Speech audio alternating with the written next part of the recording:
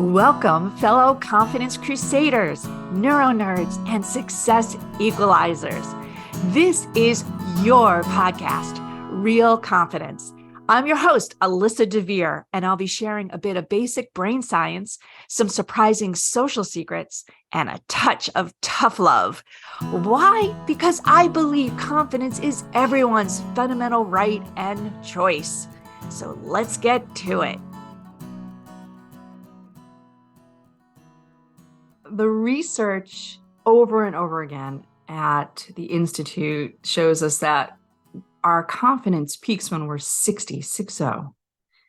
And we've leaned on that statistic for almost a decade now to say, we're all work in progress until we get to that magic point, that peak, where we finally don't care what other people think about us.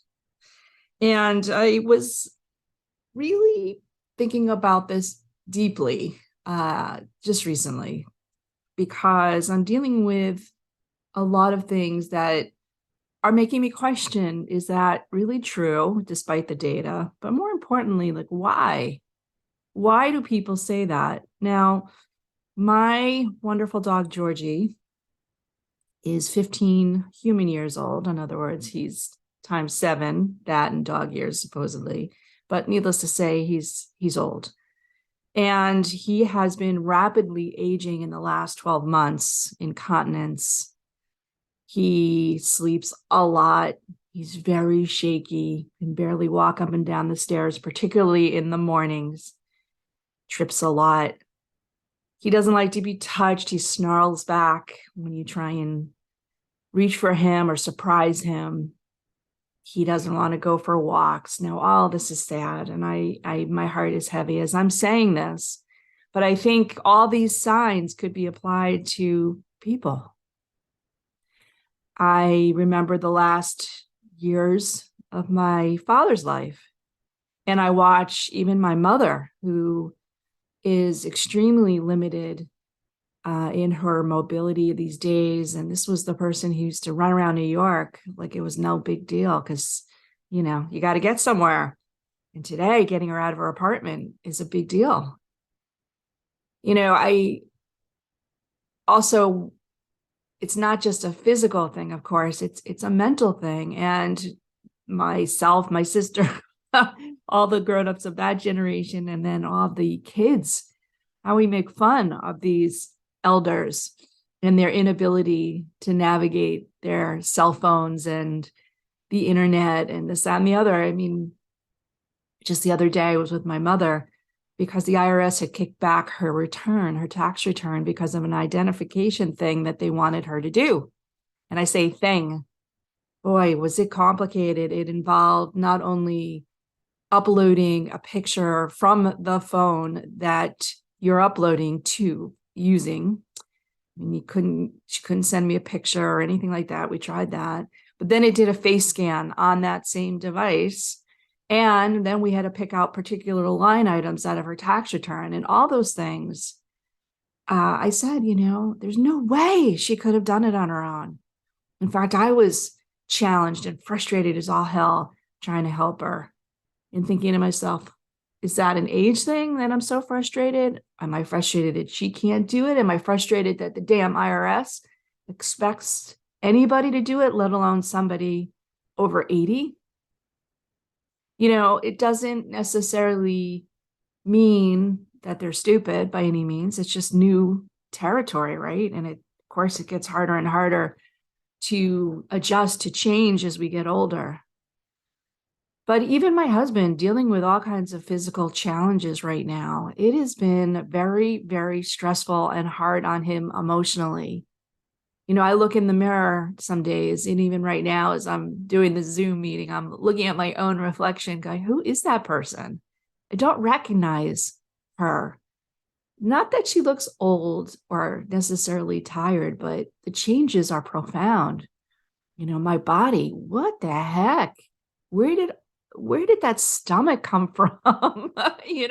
Everything's not just sagging, but it's drooping. It's begging for gravity to let it just fall. And, the symptoms that I mentioned with my dog, getting up in the morning and feeling stiff and aches and pains and, getting old, as they say, as I say, sucks. But we reach our confidence peak at 60. That's what the data said. And so the good news, really the good news, is when you ask people if they would go back to being a teenager, or even in many cases, a college student age, or the 20s, 30s, or even 40s of their lives, most people would say no, especially if they had to go back with the same amount of knowledge and experience that they had then. In other words, that they could not apply what they know now to being a 20-year-old in a 20-year-old body. Most people would say, no, I would not go back. Or I would want to change a bunch of stuff. But again, that is because they're now wiser, smarter, more experienced, have a better perspective. And so when we ask 60-year-olds, every time we do the study, and we've done it now 4 or 5 times, what is it about being 60 that makes you feel most confident? They clearly, consistently say it's because they don't care what other people think anymore. They let go of that social pressure, of the need to belong. They let go of that scrutiny, that sense of I've got to be thinner, better, faster, smarter, richer, a better this, a better that, achieve more, post more frequently, do things that make other people feel envious and jealous. They no longer feel the need to do that. There is a comfort of who you are and what you are that you finally get at that age. Now, is it exactly on 60? I don't know. I'm not there yet. But certainly what I know now would have made me a much less aggressive, much less insecure teen or 20-year-old. It certainly would have helped me get through those parenting moments where I questioned if I was pushing my kids hard enough or too hard. It certainly would have helped me maybe calm down a bit in the overzealous career work that I did. In other words, the craziness of pushing myself hard at nights and weekends to not only not get ahead, but perhaps push myself even further behind others that were finding that to be obnoxious or intimidating. So yeah, it would have been nice, I guess, or it would be nice to have a little bit of a time machine where I keep my knowledge and brains and all the things I've learned in the almost 60 years of my life to go back and not care so much what other people think about, and do me and do what I feel is right for me at that time. But that's not real. That's not possible. We try and teach our teenagers. We try and teach our 20-year-olds. Mine just left teenagehood this weekend, so maybe a part of this whole analysis is because of that. But we try and teach them these things. But we all know we don't want to hear it then. We don't want to listen to our elders, because what do they know? They're technologically not smart. They don't understand. They're not tuned into the world. When you're 20, everybody else knows nothing. Right? So perhaps that's part of this problem or part of the challenge. Now, in reality, we do care what other people think, even at 60. We do. Of course we do. But maybe we're not so caught up in the petty competitiveness. The I've got more, you've got less, I'm prettier, less wrinkles, this, that, and the other. Or maybe there's a few other reasons we feel like it finally we can kind of let go of all those neuroses, of all those insecurities, partly because our priorities change. And do they change because we choose to change them, or because they just change? In other words, maybe it's not so much fun to go to a nightclub anymore because you got to stand up and listen to loud music and scream over it and feel lousy the next day, right? Because your body just can't handle it. But at the same time, You're like, staying home, watching a movie with my feet up on the couch, that sounds a lot more fun. A little lot more asocial, of course, but a lot more fun. So our priorities change, our focus on our family, our commitment to our kids, our dogs, our cats, whoever it is, our spouses, and of course, the friends that we keep close. We want to take the limited amount of time we have, time that's left over, and we want to give it to those people that matter to us. So our priorities change. And yeah, that's in that breath. Do I care what people that I don't care as much about, those kind of peripheral friends or the strangers in the supermarket for that matter, who may be judging me because I'm not dressed to the nines, but you know what? It doesn't matter because all my cognitive and physical energy, my financial resources, I have clearly made decisions about how to spend those for and with the people that matter to me. I also have that blunt awareness now of things that I really don't like going to a nightclub and standing up for 4 hours, or even a concert for that matter. My husband, who goes to concerts pretty much every weekend, at least one, sometimes multiple ones, has no qualms standing up, listening to music, 3 hours, dancing about with other people, rubbing against him. That to me is just torture. So I don't care how good the music is.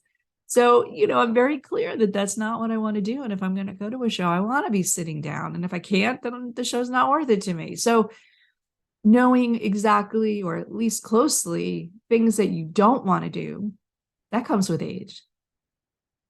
Knowing things that you're like, it's not worth it. It's not worth it. It's not worth the effort to do XYZ, whatever it might be. Maybe it is straightening your hair, right? I have very curly, coarse hair. It takes forever to straighten. And some days, no, I'm not up for it. Actually, most days, I'd say it's a very rare occasion I do it. But, you say, yeah, it would look really good, but, or that would be really fun. I think maybe, the effort. So as we're getting to that magic number of 60, I think a lot of those pieces fall in place. A lot of those decision points become a lot clearer because of the experience we have. And I find myself almost entertained by the number of choices that I don't have to make anymore, whether it is the color eyeliner I choose or the particular restaurants that I want to go to, because I know what I like. And I don't feel like I'm missing out necessarily all the time by not being with the rest of the world in some loud, noisy, uncomfortable place. Yeah, so I think that's all part of it. But I guess the question then always stands in these podcasts is, if we're not in that confidence space, if we're not feeling our peak confidence, and we're getting pretty close to age 60, or maybe we want to hack it and get a little closer even sooner in our 40s, 50s, what can we do? Well, that, my friends, you're going to have to wait till after the ad to hear my take on that. I'll be right back. This podcast was sponsored by the American Confidence Institute. ACI uses basic brain science to teach you not what, but how to think with more confidence. ACI is endorsed by top universities and business experts, and it is accredited by the Society for Human Resource Management and the International Coaching Federation. Learn more about ACI's uniquely empowering keynotes, workshops, online training, and coaching certification at www.americanconfidenceinstitute.com. So a magic question, and I probably don't have magic answers, but the magic question is, how do we get to be our confident best at any age? How do we get there faster, more confidently, whether we're about to get to that data point of 60 or sooner? I think the answers are pretty pervasive, because it doesn't really matter how old you are. It's a matter of the way you think. And how you think, what you think, those are different, right? How you think is making the conscious decisions, being very mindful of your choices, and not necessarily taking all the advice from people, me included, to say this is what you should do, because what you should do may not be what works for me, and vice versa.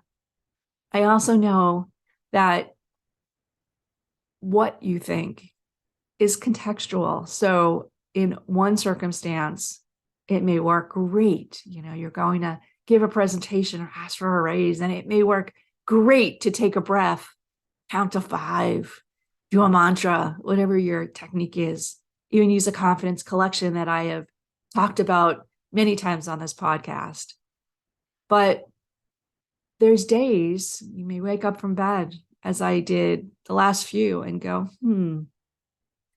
things just don't feel right. What am I going to do to retrack things, generally my life, so that I really do feel confidently optimal?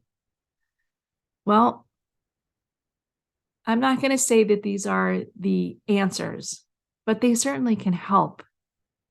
And the top of my list is going to sound a little bit morbid, and I apologize, but I think it's really important. I have this very profound appreciation for staying alive, for beating not so much the odds of dying early, but how many people that you know, and I'm sure we all do, that didn't make it, that aren't at our age today for whatever reason. And the truth of the matter is that life is hard. Life is unpredictable. And yes, kind of live only once, you only live once kind of thing, YOLO. But reality is you're living right now.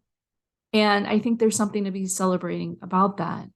You're probably breathing, your heart's beating, and you probably have a lot of things around you, including people who love you. And it doesn't take an army. You don't have to have, an entourage. In our 20s, we think everybody loves us because they're in our wedding party. Well, the reality is by the time you get to age 60, there's probably 2 or 3 really good friends you have. We know that statistically. So if you have 2 or 3 people in your life that you could pick up the phone and say, hey, I just needed to talk to somebody, or hey, just want to let you know I love you. That's awesome. And celebrate that too. I think that, wherever we are in our journeys, wherever we are technically in our understanding of our phones and our devices, or wherever we are financially, or wherever we are in our careers, it's easy to see the people above us. It's really easy to see the people who seemingly have more. And of course, I always question, is it a facade? Is it just for show? Do they have more money, for example, but less love in their life? Quite possibly. It doesn't matter. It's just easier to look up. For some bizarre reason, we're always like, I'm not good enough because look at those people who have more or better than I do. But we don't usually look down, right? And down or even to the side, people who are in our lives that have real complicated relationships with their families, with their friends, with their kids, people who on the surface, probably look pretty much together, but because you know them a little bit better than the average human out there, you know that they really struggle maybe with depression or anxiety or their weight or their whatever, fill in the blank. So, not to say that you should celebrate their deficiencies, but maybe recognize that not only are they human, so are you. And as humans, it takes us on average 60 years to realize that we're human, that we do the same things that everybody else does, that we get up in the morning, we go to the bathroom and we brush our teeth and we get dressed one pant leg at a time. And yet, for 60 years, we think that somebody's got a better recipe for that. Yeah, there are people that seemingly want you to believe that. But at the end of the day, we all have the aches and pains. Gravity gets the best of us. And at the same time, the reward for that is finally feeling that you are who you're supposed to be, that the world wants you to be this way. And hopefully you do too.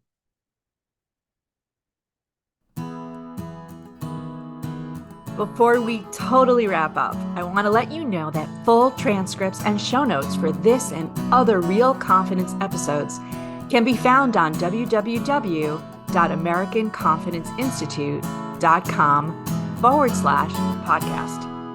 I also want to remind you once again that the best way to get confidence is to give it to others. And you can do it just by liking and sharing this episode on your preferred podcast and social media channels. You can even give me some confidence by noting topics you'd like me to consider for the future. So for now, this is Alyssa DeVere. Thank you for helping to bring more confidence to the world. Master editing done by Ben Weinstein with original music performed and composed by Jeff Mitchell. Real Confidence is a production of American Confidence Institute. All rights reserved.